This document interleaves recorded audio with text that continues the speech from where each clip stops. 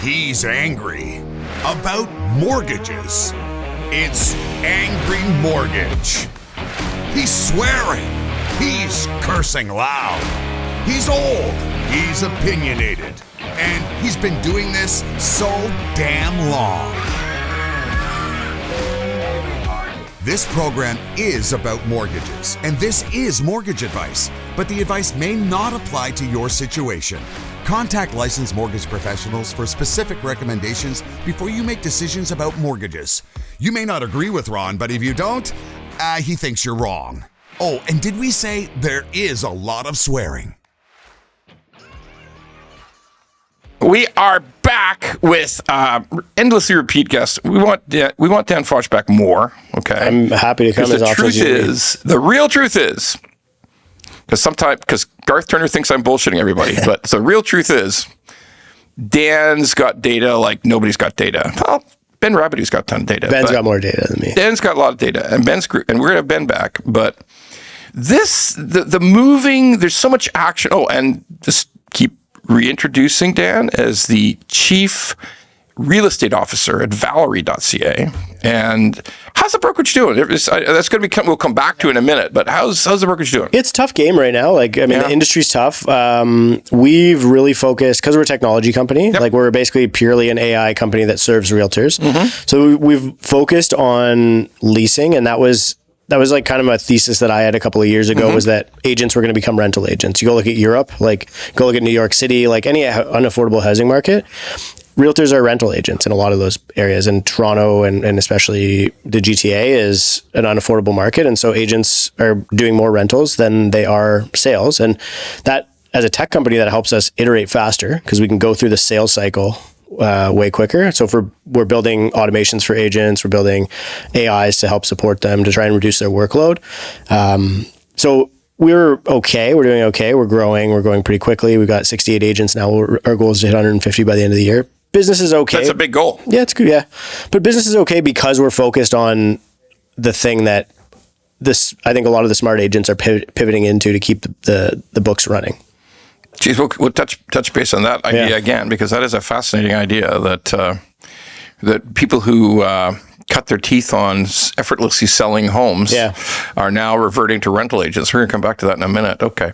So look, this is going to be a question I'm going to ask someone like you and all the other analysts, the real estate analysts moving forward this year, because I think it's important to look. I'm like a 10-decade-long real estate bear. Okay, for a long time, everybody just thought, you're fucking stupid, Butler. House prices just keep going up, so you're stupid to talk about batshit crazy house prices. Then things changed, obviously, but I want to be careful that I don't miss any sort of market turn. So I'm going to be asking that question. I don't believe it's turning in price. Yeah. Okay, I do not believe prices are turning. Okay, they won't. I don't believe prices will turn in 2026 for the whole year. I don't think there'll be any big takeoff in prices in Ontario, British Columbia, and I think the Calgary market is off a little right now. I don't know what's going on in Edmonton. We're going to find out soon, I guess.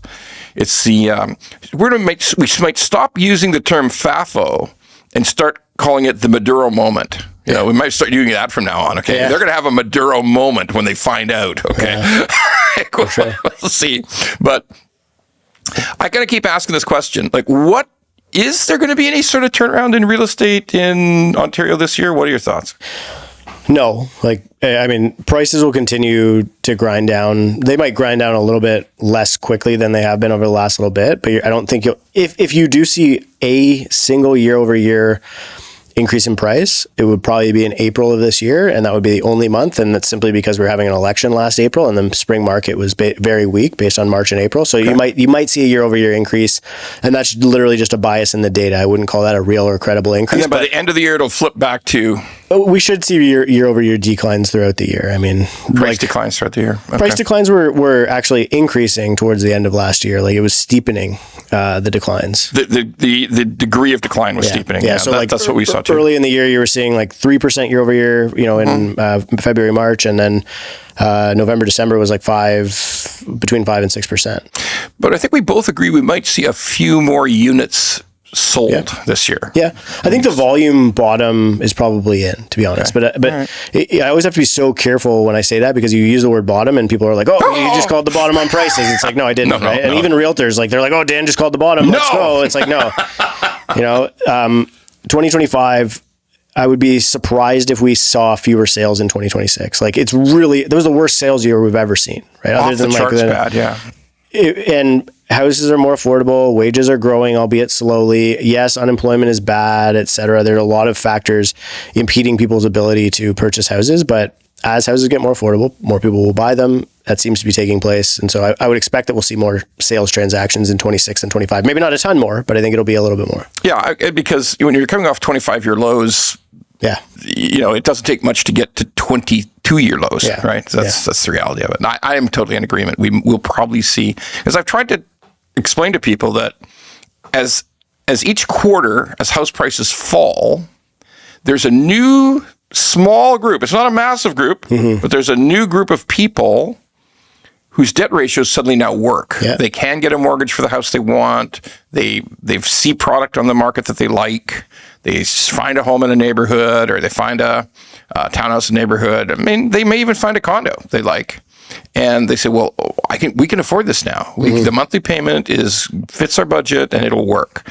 Now, that's not a huge amount of people. No. But it's a little bit more every quarter come into play. Yeah. And that's why it's a slow trickle out back in volume. It's never going to be a rush. Like, in order for it to be a rush, you would need some massive policy move to happen, which I just don't think that there's anything that policy can do right now that would outweigh the negative sentiment that consumers have. Like, even if the stress test was disappeared, foreign buyers came back immediately, interest rates dropped by another 100 basis points, I still don't see people rushing back into the market, because they, if you go back and look at, like, cyclically, like the 1990s, like, a lot of people got completely scared away from the asset class of real estate because of that moment. That's the moment that we're going through right now, is like, when you when you get to that despair and capitulation, when you can't find someone to buy a good quality real estate investment, that's when you're actually at the bottom. I don't think we're close to that yet. No, I agree. It's like you said, because at this moment in time, the prices still haven't fallen enough for you to point at a property and say,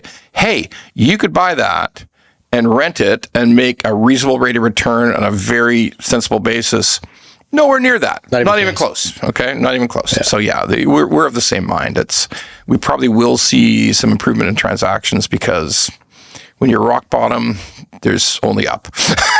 Barring some wild occurrence, you never really know what the fuck's going on in the world anymore, right? I mean it's really hard. If Trump really gets carried away with this Kuzma stuff, like, it could put enough. Like, that's probably the one X factor. Or, like, I don't even think war is probably bullish, really, to be honest. War bullish? I think so. Yeah, I mean, it seems to run the economy hot, right? So, like, I think if global conflict keeps ramping up, like, that could probably actually be good for volume and the markets, right? They tend to maybe good for U.S. markets. We don't build any drones in Canada. No, I mean, but just wealth effect, right? Like, you look at what's happening in the stock market. TSX did a great year, right? Better than the U.S. TSX better than the U.S. Yeah.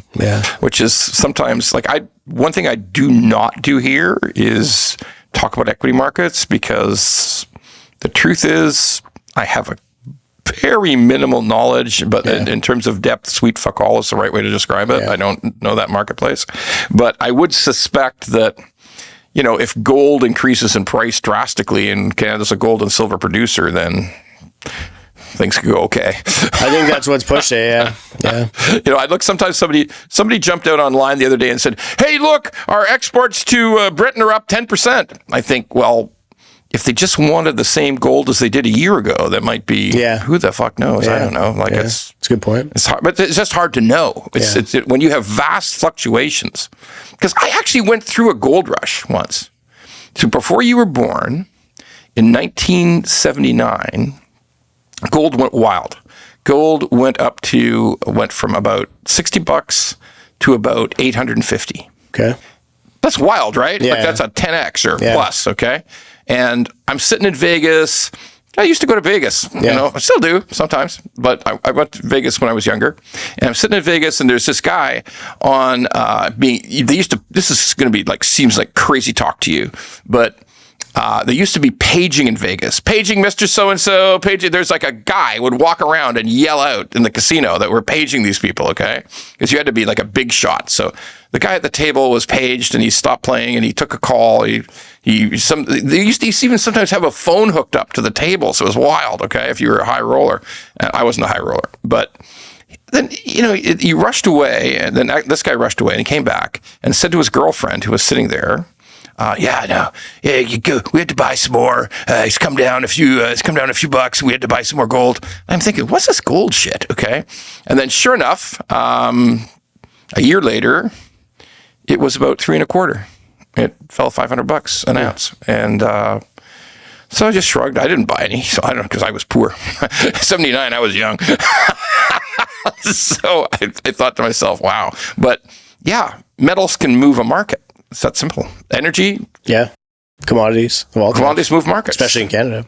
Yeah, we're like a petrostate. Well, it's like now that we've stripped housing out of our primary contributor of GDP, our economy can move a lot based on commodities rather than just housing, right? Yeah, somebody's going to write a book about that eventually. Like the country that spent a decade in the real estate business. Yeah. Right? I mean, like, it was, when we look back on it, because it was wild. It was wild. And we just were talking about this earlier before the show, that I didn't know what the fuck to say in 2021, right? Yeah. Yeah. Well, it feels like there's a moral hazard associated with cheering a market like that on, right? Like, but then, if you're like, I remember during that period of time, I was very focused on just people observing downside risk, right? It was like, let's just look at what's happening. And especially towards the end of 21, like, it was easy to just sort of criticize the central bank and say, can you guys actually tell me that 8.4% inflation is transitory? Right? Like, and so, that was Tiff Macklin shit the bed on that one. Yeah. Really but it was really kind of, at that point, it was like, hey, maybe let's just like look at the interest rate scenario and say, like, is this a setup that you want to be going levered long into pre-cons at 60% over market value in this moment? Like, that was the way I was trying to communicate with consumers at that period of time. It was hard for me because we really are, mortgage brokers really focus more on resale. Yeah. So it was really hard because when I talked about all through 2019 and 2020 and 2021, I talked about these house prices are batshit crazy. They don't make any sense. There's no rational thought behind this. You can't have a house go up in price 35% in a year. It's just not reasonable. It's not sensible. And then, of course, it just kept going. Like, some houses by the end of 21 were up 50% year on year.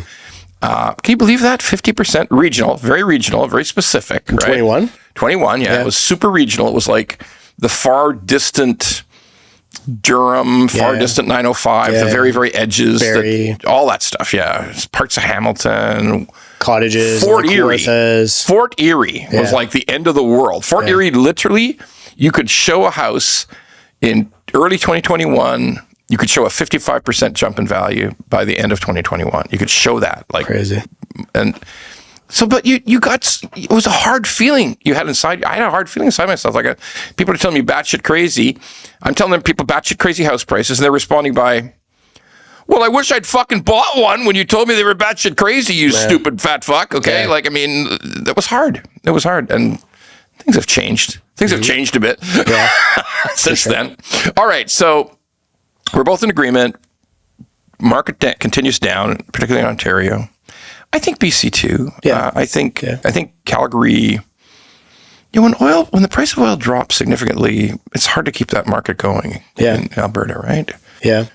So we'll see. I think also, like, the way I've like to look at it is just markets where people can afford houses in Canada are doing fine. Even Ottawa. Ottawa's and that could change based on layoffs, but Ottawa's okay. Calgary was okay. But they got because people can't afford houses anymore. House prices got too high, and unemployment's still pretty high there. And so you don't have a market that's an affordable market. And so it's plateaued. It hasn't crashed yet. It's kind of grinding down a little bit. But it didn't drop like in the GTA, where affordability, you could literally quantify affordability just based on the rate. And so as soon as they fired the warning shot, they priced in a full hiking cycle, and prices dropped exactly according to that. But, Edmonton houses are still affordable. They're kind of fine. Halifax, like, they got, corrected after the rate hiking cycle, and now they're affordable, and it seems to be doing okay. GTA and BC are really the ones where, or Ontario and BC are really the ones where people can't afford houses, so they're not buying them. Yeah, I mean, I think it's a great point you raised that there's just a moment in time when nobody could afford it, and we have completely pushed out investors from the marketplace. Sure. There's that whole cadre, that whole group of people are gone. They're just gone. And they're likely not coming back. Like, policy seems to be designed to try and push, like they don't want investor capital playing in that space anymore in single family or below basically 4 units. Investors are very active in the CMHC MLI Select stuff, but you can't make the numbers work for building below 4 units, basically, like because you don't get access to that 50-year It's a multi-family play. Yeah. And I think that was by design. And I don't know if like without speculation, why would anybody buy a duplex, triplex, fourplex, right?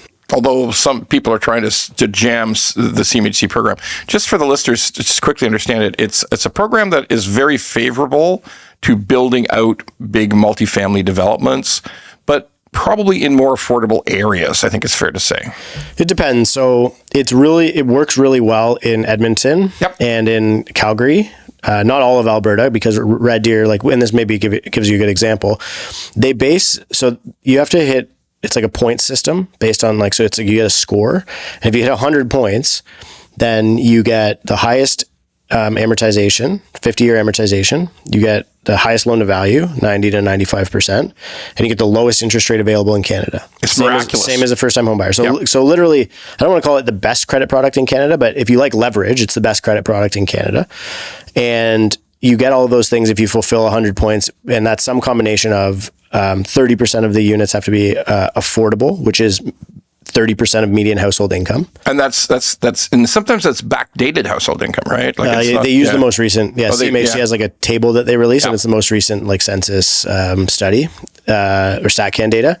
So it wouldn't be that accurate. And then so that's piece number one. But in Edmonton and Calgary, your median household income is high because everybody works in oil and whatever, and relative to the rents. So their affordability cutoff is what you would have rented a basement apartment for anyway. Mm-hmm. So everybody's doing them there. Ottawa's similar, like their higher household income. Everybody works in the government. There's some of it in Atlantic Canada too. I understand. Like Halifax right now, you're getting like 14% of your rental construction or rental universe is under construction right now. Wow. So they're going to have a huge supply jumps. flood. Huge supply jumps. Well, and I think in parts of British Columbia, same thing. Yeah. Massive increases. Kelowna is the highest, 30%. Wow, that's nuts. That's nuts. Okay. So if Kelowna's population doesn't grow, so this thing could go for some people who have invested, groups of people, companies who invested in this. It could go sideways, right? Yeah, like I think we're being told that it's like this shiny new investment, and anybody who didn't get completely killed in the pre-con space seems to be piling into this trade. Yeah. But I honestly think that it is the CMHC MLI trade is going to kill more investors than it saves. Like they're not. Wow. They're not you go to a U.S. investor or somebody would buy based on fundamentals and say this is the deal that I would recommend that you do, and they're going to laugh at you, right? Because it's the amortization. If you use 50, just so you understand this, folks, this is for multifamily dwellings, so it's for like a townhouse project, probably in or a high rise for purpose-built rentals. So it's when Dan talks about best possible amortization, that's 50 years. Right. Now, 50 years isn't crazy for an apartment building. It's not crazy. No. There's lots of, we can go to Toronto and find 100-year-old apartment buildings. They're here, okay? Yeah. So it's not crazy, but it also means that in the beginning, it's an interest-only mortgage. Like you're only paying down like 2% of principal or something really tiny amount. So it's interest-only mortgage. And it's it's very aggressive financing for development. Like it's 95% of completion, right? Yeah. That's about right. Yeah. And that's very aggressive. And the rate's fantastic. The rate is the rock bottom rate you could ever get. And you only have to hit a 1.1 debt service coverage ratio. Which is crazy, right? Well, yeah. I mean, like basically that means if you're 10% cash flow positive, right? So the margin for error on these, on all levers, on equity, on cash flow, the margin for error is very, very small. So we could see, and there's also the element of you're building this project based on your estimates of what interest rates are going to be when you're finished, based on what you think vacancies are going to be when you're finished, and what you think most importantly, what I think most importantly, not everybody does, what rental rates are going to be when you're finished. Right. So you have to do, if any of those factors change, when the building's finished, you have to go back to CMHC with a new story, right? Yes. Well, there's a couple of different ways that can be approached. So yes, that would be like, so door number one is yes, you stabilize your building, you're 80% below your net operating income that you said to CMHC that you would get, and they right size your loan. So now all of a sudden you thought you were getting $1 million, you're only getting 800,000, you got to come up with an extra 200K. Cash, And so you'll either take a mezz loan or put in equity into the deal. So that's option number one. Option number two, which it seems like more people are taking, is I'm going to hold out for my pro forma rents because I have a 2-year period for which I can stabilize this building. And so rather than taking my 20% haircut on my equity out of the deal right away and leasing the building and moving on, I'm going to take that risk and spread it out over a 2-year period and hold out for the rents that I forecasted. Could be suicidal. Well, it depends on the staying power of the developer. Like you're seeing a lot of large purpose-built rental landlords doing this just fine because they can afford to do it. But we're talking about old rich money or pension money or REIT money or whatever it is. Yeah. But the individuals who I think make up most of the quantity of the people I said are going to get killed by this program rather than saved by it are people who were pre-con speculators or kind of in that world. Small timers, Yeah, small time. They hear 95 LTV. They get all jacked up. They commit to a deal, and now all of a sudden, rather than having to come up with a solution for a $700,000 pre-con that they're trying to close in a condo in Toronto, it's a $4 million apartment building in Edmonton that they're trying to because solve. If rents decline over the 2 years, continue to decline, you've actually doubled down on failure. Yeah. Well, that's wild. Is there a third door? No, I guess not. No, probably not. I guess you just fail to close, realistically. So we might see some issues there. Because it's funny, you can't stop some people from looking for the next thing. It's just, but that's an industry problem, right? It's like a cultural problem in Canada and the US, right? Like I think that we are we've been told for so long that real estate is this way to make wealth, and it seems like the easiest route for a lot of people. We're told passive income, even though it's an active business. Make money while you sleep. Right. Yeah. Honestly. And so I think that it's hard to Morgan Housel talks about this in The Psychology of Money. It's like, it's hard to get that thinking out of people's brains. You have to break them. Yeah. And you got to hurt them. Yeah. And it takes a massive cyclical catastrophe like what we're seeing right now. We're experiencing, exactly. So that's a great point. So let's roll back to one of our favorite topics is the endless 416 condo crash. Sure. Okay. And that hasn't changed. The story hasn't really changed, has it? Not really, no. I know we were chatting a little bit about failure rates seem to be kind of stabilizing. I'm seeing some lower failure rates on buildings that surprised me. You don't have to name the building, but just give an example of what you mean. Yeah, I mean, buildings that, its counterpart would have hit a 22% default rate. What we mean by that is failure to close. People just said, I can't close. Buyers can't close. Yeah. But a lot of these, it could be as tight as who they marketed to, who were the buyers. There's some buildings where I would say 50% of the buyers were realtors getting high on their own supply. That's a building that's probably gonna have a high failure rate, right? That's like Hopium Mainline. Yeah. Okay, yeah. So it could be, and that's the part that you can't really control for in the data. But I've actually been surprised at how low the failure rate has been in the 3 most recent projects that I've tracked. So just to break it down for listeners, and watchers. So somebody bought a condo 5.5 years ago, and now it's reaching a point of completion. You get the letter from your lawyer, gets a letter that says, "Hey, it's time for interim occupancy." Yeah. The condo corp will close in 4 months or 5 months or 3 months, depending how it's set up. And you now need to start paying rent, and if you wish, you can put a tenant in. Okay, because the unit's ready to go. Yeah. So a bunch of people said, well, no, I can't do it because you and I've observed this. Some people never had an ability to close. There was a moment in time where I would say the majority, it wasn't a long period of time, but like when you had that whole TikTok thing, like buy this contract and you don't even have to close on the unit, you flip the paper and become a millionaire overnight. Right. Like whenever that was happening, it's like 2-3 months. There was a period of time where I would say the vast majority of buyers had no intention of closing. Right. And if the buyer's in that category, they can't close. They expected to assign it. They never expected to take possession of it. They thought they would just pocket $100,000 for fun, and they never could get a mortgage. Now, you might want to, we're not going to get into the conversation about how did the builder allow that to happen? Mm-hmm. Like, how did the builder allow somebody who could not possibly, there's fake documents for everything. Let's just face it. There's or low compliance, low compliance on the builder's side. But anyway, now, is it fair to say, so what happens is you get to the point where you tell the person that's interim occupancy, and they say, you know what, I'm not going to close. They tell the builder, I can't close. I can't get a mortgage. I'm fucked, and I can't do anything.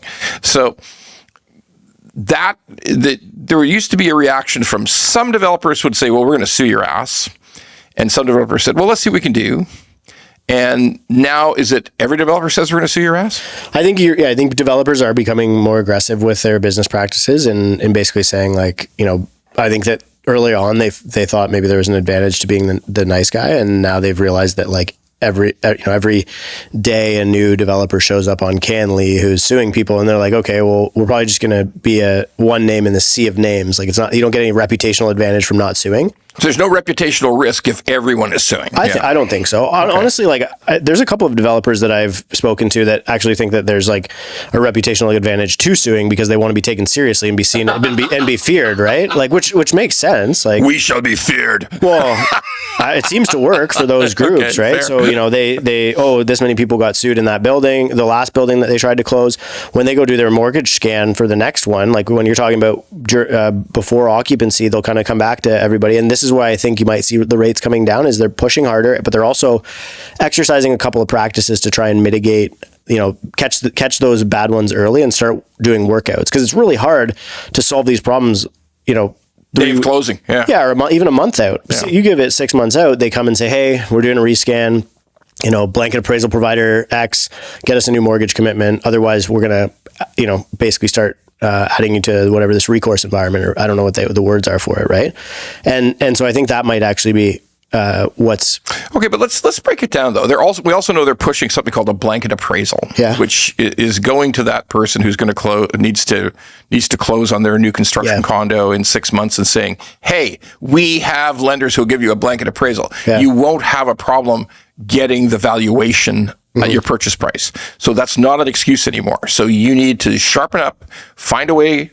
We're going to get you that mortgage, and you're going to like it. Okay. Well, I think it's also a way of shit testing whether or not they're the problem or the unit's the problem, right? Like if they've removed the unit, now all of a sudden they say, hey, look, the unit's not a problem anymore. It's been appraised. It's your job. Can you afford it? Oh, no, you couldn't qualify anyways. Well, And now we have an issue, and now you're going to end up in breach of contract, right? But they've done their job of solving their way out of the problem, which is the unit that we're delivering to you, according to the lender that we've asked to provide us with this blanket appraisal, is worth what you've committed to it on a contract. I actually have a question for you on the blanket appraisal thing. If I'm a lender and I originate one of those files, because I've heard this, like, it was a brilliant business practice, that borrower is stuck with me for 20 years. Because, like, unless the market recovers miraculously, they're never going to be able to refi out because the valuation is never... Sure, but what you got to look at as a lender is you are the lender on the construction loan. The only people who actively, aggressively offer blanket appraisals are the banks that are on the construction loan. That's it. Right. So there's like the credit union insists on if you got you're using a credit union as a lender, they say, yeah, we're going to appraise the shit out of this place. Right. We're going to really aggressive appraiser. We want a real conservative appraiser. Somebody's really going to know the value. So it's only a couple of banks. It's the banks who are the lead lenders on the construction. They want their $500 million problem solved. Okay? I get that. And then you socialize loss, basically. Oh, you atomize it. You turn it into multiple. And Here's what banks know, because the thing about sometimes people make fun of banks. They say, "Oh, these banks are so slow, so stupid." Well, they've been around for 125 years. They know what they're doing. They've seen some shit happen. Okay, yeah, sure. They probably got carried away on construction and development loans to condominium corporations. They probably did. This is such a small portion of their book, though. Like it's not huge, but it's meaningful. Nobody wants to take a $500 million right. Yeah, those end up as headlines. You have a lot of. It's like nobody knows this meme anymore, but you got a lot of splaining to do to your C-suite. The CEO will want to talk to the SVP of construction when that happens. So we have a default on a $500 million loan. I need to see you, Irving. You're going to come up here. We're going to have a chat. Okay. Nobody wants that, right? Yeah. Nobody wants that. So if you atomize, if you get your $500 million paid off by forming the Condo Corp successfully, and that, because it's interesting, I've been told by smart people that some of this loans to make sure that the missing 20% get covered are from banks. Right. So, if you're doing a special purpose loan, but you're doing it at a good rate, you're doing it at like 5%, kind of thing. So you can afford to carry that for a little while if you're a builder. I don't want to get too technical, but the truth is every bank would rather have multiple individual borrower problems than one huge, really big fucking problem. Okay. And those multiples, like you go and some of them aren't problems. Well, and you have 1,000 of them, but those are mostly rented out. So now you have the owner's income plus the tenant's income servicing the loan. And the owner has a house somewhere that they can go after. So way better loan. But I guess my question that I tried to ask, and maybe we phrased it wrong, is to me, is that borrower not super sticky? Like, because at what point are they ever going to be able to renew with one of your competitors? Like never. Right. That's what I think. But the real problem is so it's great business development. It's an interesting idea for business, but it comes with a very big catch. Right. That the borrower is losing $1,800 a month every single month on the property. Right. Okay, because it doesn't debt service at all. So you've got a mortgage. You can't sell it. You cannot sell that, or it's hard to sell. You have to take a huge loss. You got to find more money to try to bail yourself out of it. Yeah. Because you bought it on a blanket appraisal, which if you just sent a legitimate appraisal in, I'm not saying that the banks are doing anything illegitimate because I don't need the problem.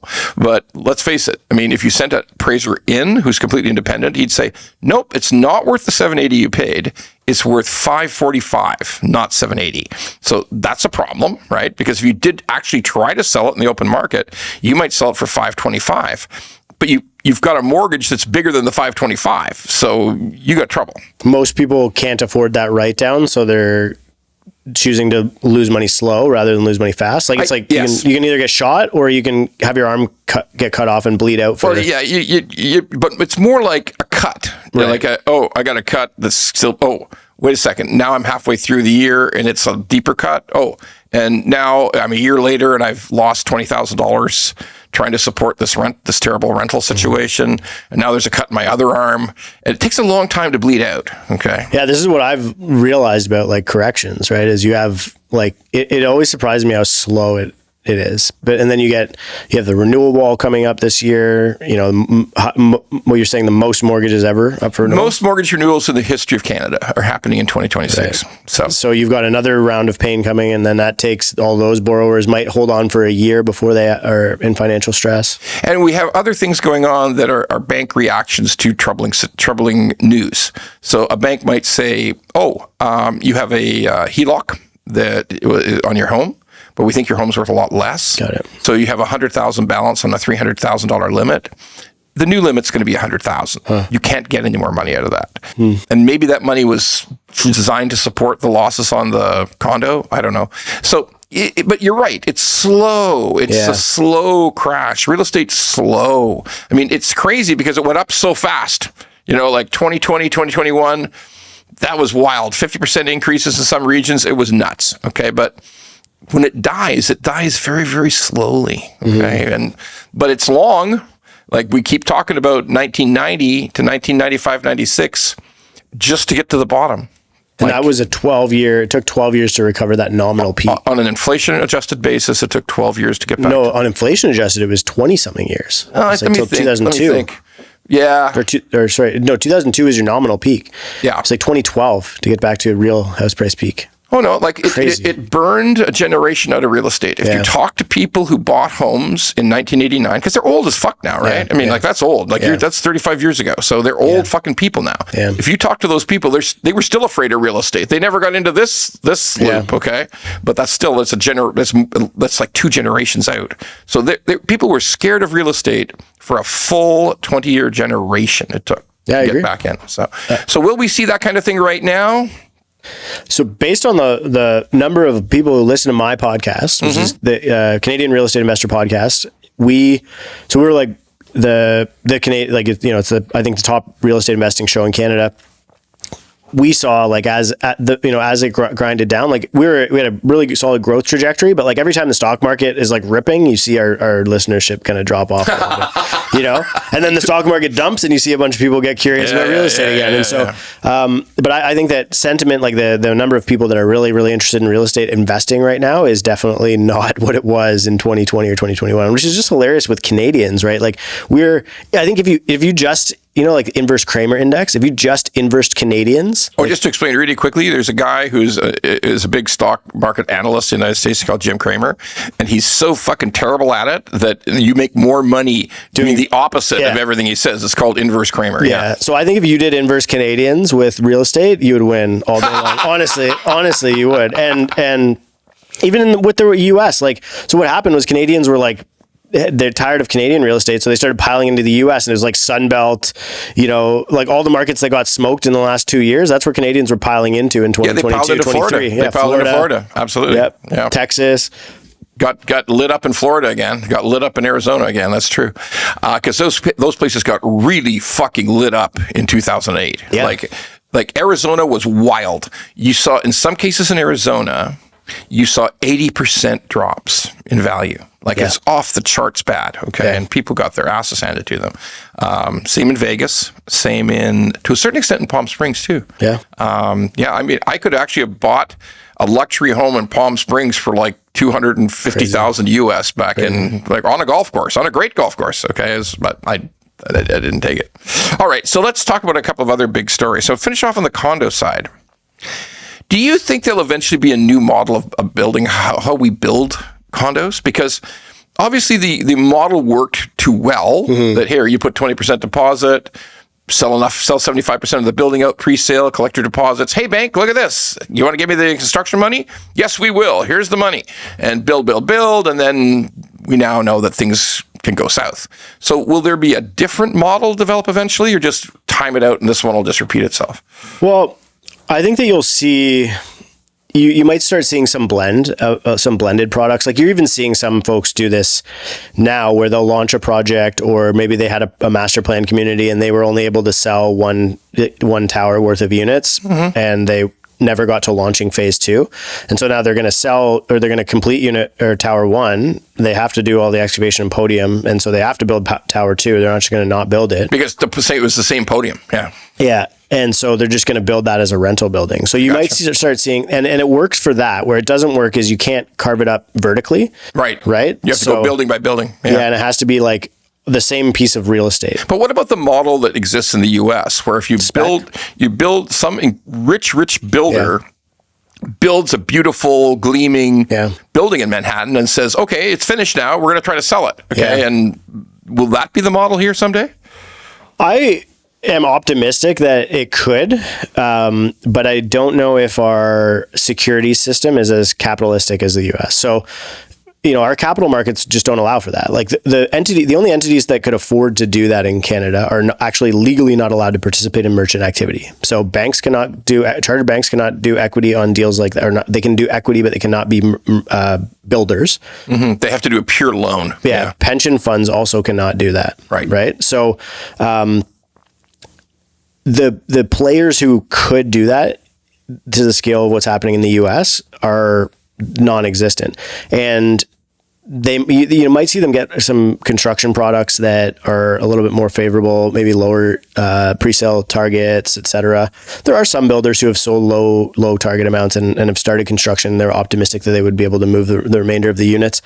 I think that CMHC might be forced to do something around a lot of these inventory units. I've always been of that philosophy. I thought that I think we've seen already several layers of what a government bailout of developers looks like. I think MLI Select is a bailout program. I think allowing blanket mortgages is a bailout program, right? Because the regulator could have stopped it.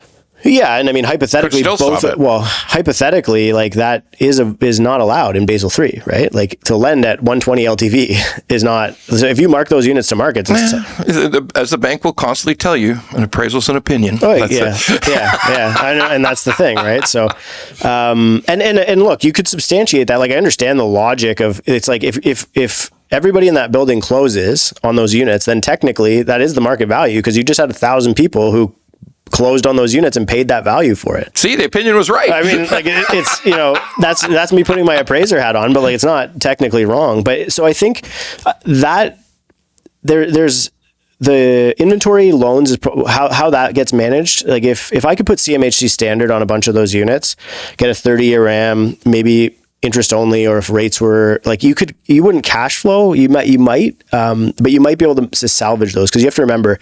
If I'm a builder, after 2 years of those units sitting empty, I'm going to start paying Olivia Chow's vacant home tax. Oh, yeah. Right? Absolutely. I have to pay HST on closing. Yep. If I can get the rebate, partial rebate if I rent them out. And so when we go through that whole workout exercise, I think there's a credit product that would end up solving a lot of problems in that regard. And I think if that ends up happening, it could create a new model where builders actually start to do blends of rental, sell as many units as they can if it's possible, maybe keep some for themselves.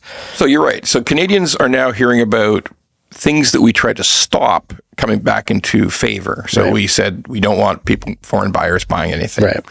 And we banned foreign buyers. And now, of course, when things are bad, we just need to bring back foreign buyers. It'll fix everything. So will the next shoe to fall be we need to let Airbnb go wild again?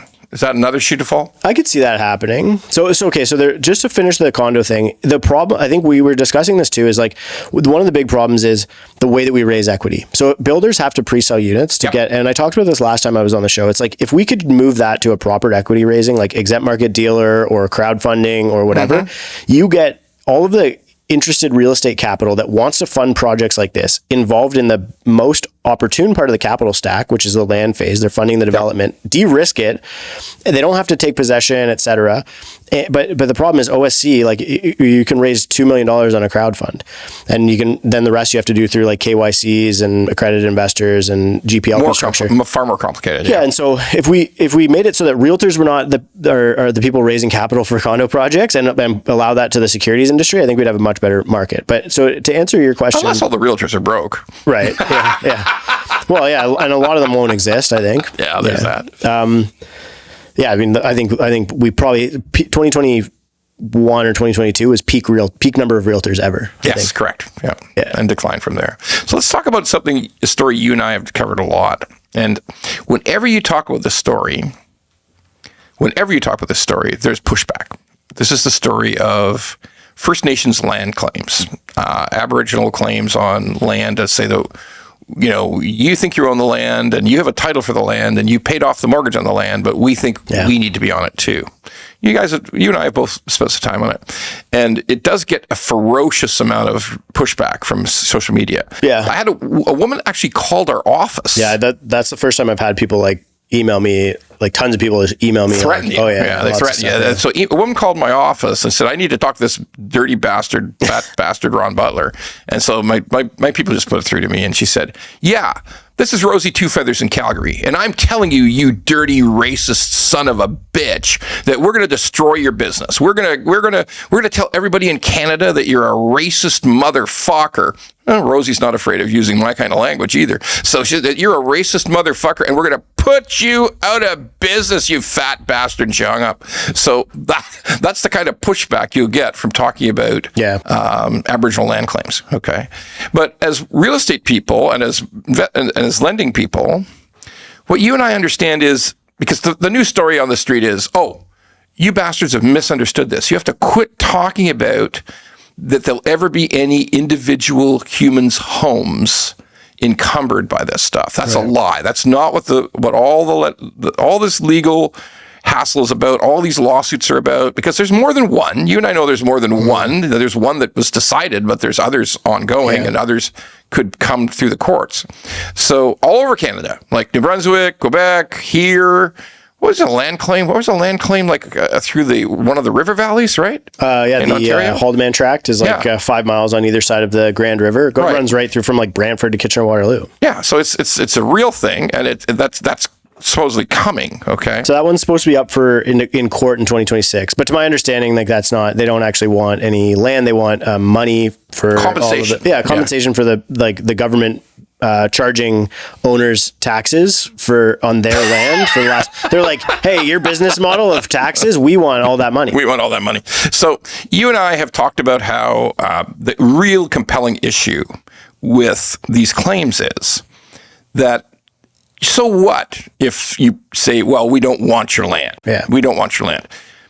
So what? Because it creates what you and I call a cloud on title. Yeah. It creates, well, wait a second.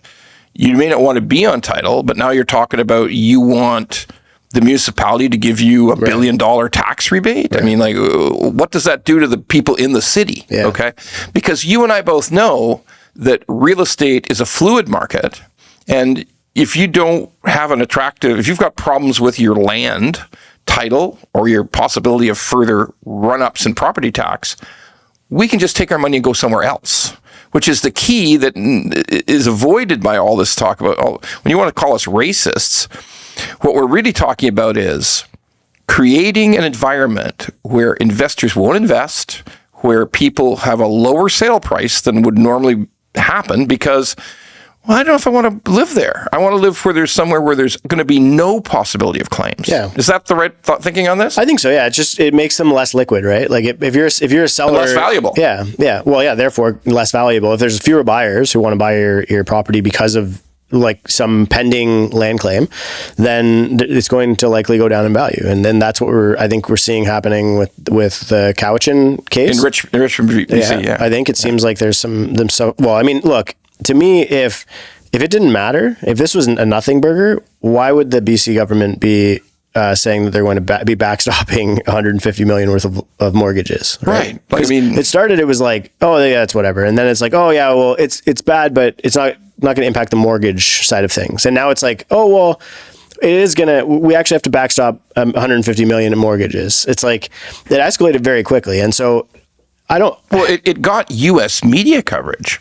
Like it got coverage from the U.S. media. It's happening in the States now too. Like in New York, we got that now going on. Yeah. Oh, and we had an Alaska band say we need to put a claim against part of Canada. Okay. Well, that's so funny. Like, you know, when Trump talks about his 51st state stuff, it's like, you know, that who knows? Maybe they just get one of these groups to do a whole land claim on the whole thing. You know, I think it's important that, first of all, you know, we got to say that we acknowledge, this is not a land acknowledgement, trust me, but we do acknowledge that there were wrongs done to Indigenous people for a long time in Canada. Some of the stuff that I hate the worst is, set aside the residential school stuff, which is a really bad thing. Horrible, horrible thing. There's been ongoing abuse by law enforcement in some locations for years, like decades and decades. So it's real. But what we are saying is, if you want compensation, ask it federally. Like, if you want compensation for something that went wrong, go to the federal government, which, by the way, is shelling out $62 billion for the 60 Scoop to victims of the 60 Scoop. But it doesn't make sense to go to regions where you're going to impact on land values. Mm-hmm. That doesn't make sense to me. That's stupid. Okay. And what are your thoughts? I just think that it is a very complicated issue that is like you really run the risk of, like, I think that the reconciliation movement had a lot of support, and you know, it kind of goes back to what you're asking me about Airbnbs, honestly, like because I look at the way that policymakers are behaving, and they're like, here's what everything that our constituents asked us for. They asked us to get rid of Airbnbs. They asked us for vacant home tax. They asked us to ban foreign buyers. They asked us for the land back stuff, right? Yep. They asked us to get rid of international students and temporary foreign workers. And they did. Done. Okay. Then you leave them with that set of policies for how long? 2 years before people will be begging for those things back. And I think that this is one of those iterations. It's like, okay, cool. Like that's what you all want to do. Like, let's do it. Let's just play it all the way to the end. Right. And now we're there. And now I think that this is just the process of the pendulum swinging. And it seems like Carney's like pretty okay with just letting it swing and seeing the consequences and seeing how constituents react. And I think that right now we're getting that pushback. And I think like a couple of people have said that 2025 seems to be sort of like the peak for the sort of reconciliation movement. And I think that now that I don't think that it had to get to the point where it was like an assault on property rights in Canada. I don't know if that's the right word, but where it had to be a risk of infringement on property rights of Canadians. Like if the last 5 years have proven anything to me about Canadians, it's that almost nothing will make them go get their pitchforks. But there's no torches and pitchforks in the street. No. Now that being said, their single family residence might be the thing that'll do it, right? Yeah, and I think that the house you paid your mortgage off on may be the thing that touches it off. And the militant language that I see used, like when I talk about this stuff and I hear people, their response to it, they're going to have to take my property from my cold dead hands. It's like, okay, Barb, So that was a bridge too far. Yeah. Maybe that was a bridge too far. Yeah. And so that's the way I feel is like, I think that I think that we're really getting to the end of getting to the exhaustion point of a lot of these populist policies where homeowners are saying, hey, maybe it wouldn't be that bad to get foreign buyers back in the in the market. Maybe we should think about some Airbnbs. Maybe Airbnbs aren't that bad. Maybe land claims we should figure that one out. We should have a method to deal with regional First Nations land claims that has nothing to do with a region. If ultimately the federal government is the arbitrator of First Nations issues, that's the way that was all set up 100 years ago. And we don't need any legislation that would look at a particular river valley and say, yeah, we need $1 billion for this. Like that's not rational. Okay. Because it's one way or another. It's the people in that river valley who are going to pay one way or another. They will. That's the way it works. That's the way this all works. Like when it's taxpayers spread out across the whole country, we don't feel it as much. Obviously, we're very, very highly taxed in Canada, like wildly taxed in Canada. Ridiculous. But at least there's some feeling that it's the whole country. But when you say, no, the Richmond people have to come up with some dough, or that River Valley, Thames River Valley has to come up with some dough. That's right, Thames River Valley, right? No, it's the Grand River. Grand River Valley. Yeah. Grand River Valley has to come up with some money, or this location in Quebec has to come up with some money, or this place in New Brunswick has to come up with some money. And more claims on top of more claims. No, New Brunswick did just reject a claim. So they just told him to fuck himself. Yeah, they fully rejected it. So we have two kind of battling things. I mean, BC is going one route and New Brunswick, which is interesting to me because, you think of Atlantic Canada as more of kind of your liberal area, right? Well, they're more of they sometimes vote liberal, but all of the governments now, the provincial governments are all, with one exception, New Brunswick. And New Brunswick's a liberal government. All the rest are conservative, but it also has a lot at stake.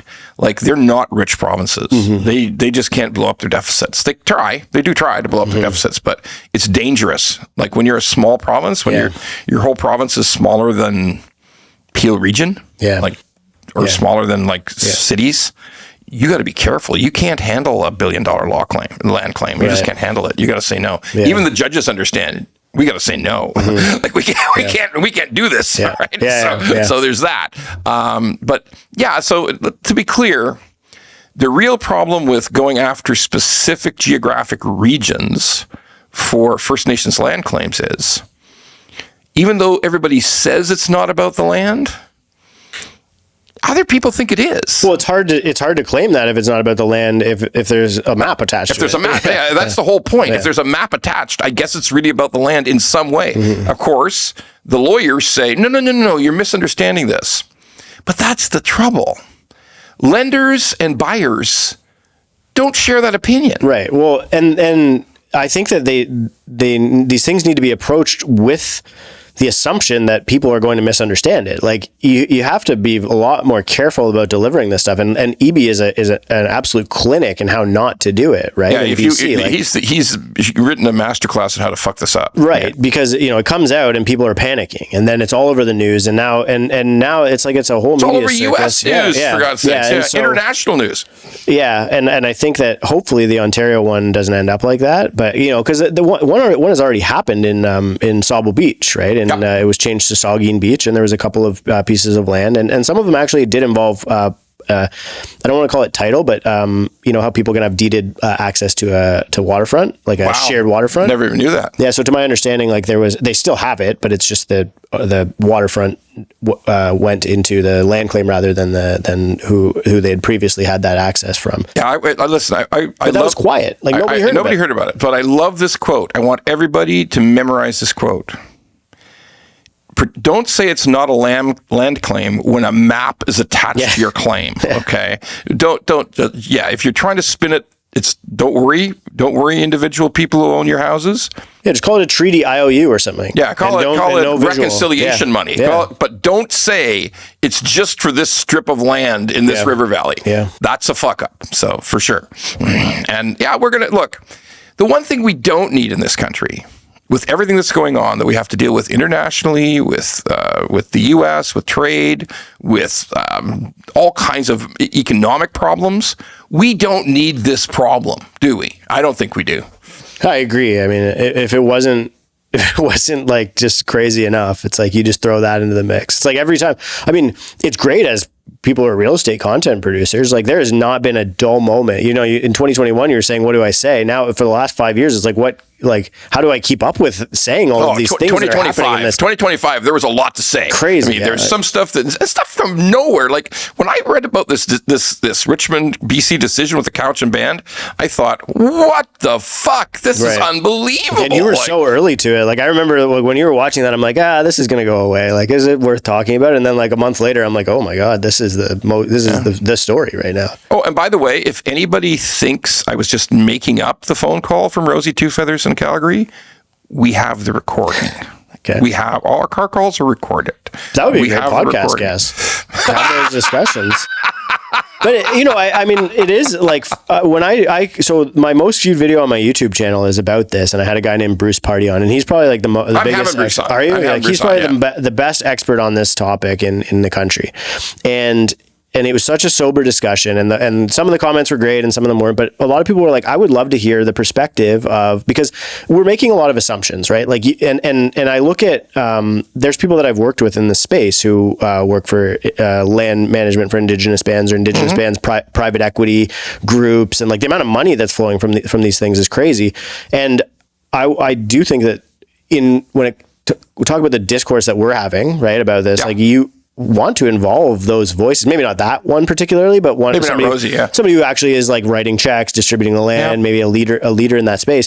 I think that would help actually probably bring a lot of sobriety to the discussion when people realize that it's not what. Look, that's a great point. I want to say that's a great point, because there are Indigenous leaders who have actually, there's an Indigenous leader on the West Coast who is a different band on Vancouver Island who has said, look, we're making a mistake here. Mm-hmm. We should be compensated, but we have to set goalposts. We have to say, this is the last amount of money we're going to ask for. You settle this, and it's over for us. Right. There has to be a goalpost. There has to be a point where, because as a friend of mine who's been a lifelong supporter of reconciliation with First Nations said, we've had the most money spent on reconciliation in the last 10 years in the history of history. Yeah. And it's very clear it's never enough. Yeah. And we need to have a point where it is enough. Yeah.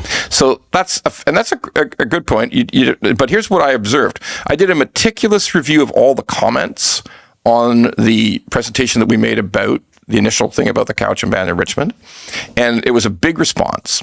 And the response from people who identify themselves as First Nations people fell into two categories. There was a small group, and we measured it, about 20% who said, you're right, doesn't make sense, we need to not do this, this is counterproductive.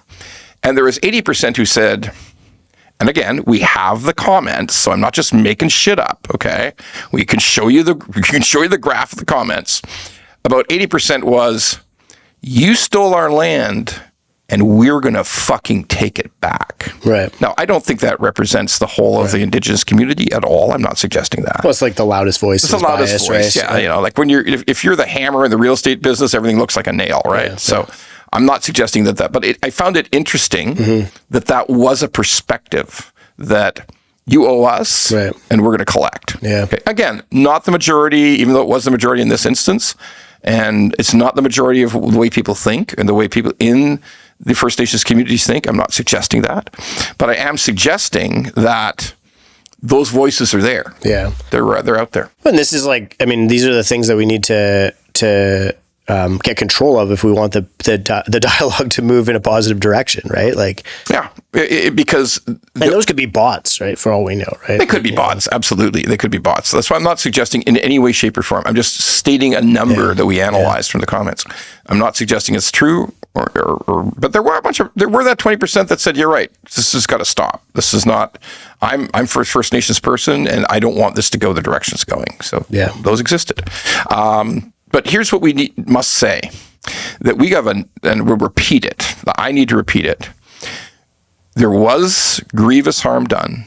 There needs to be reconciliation.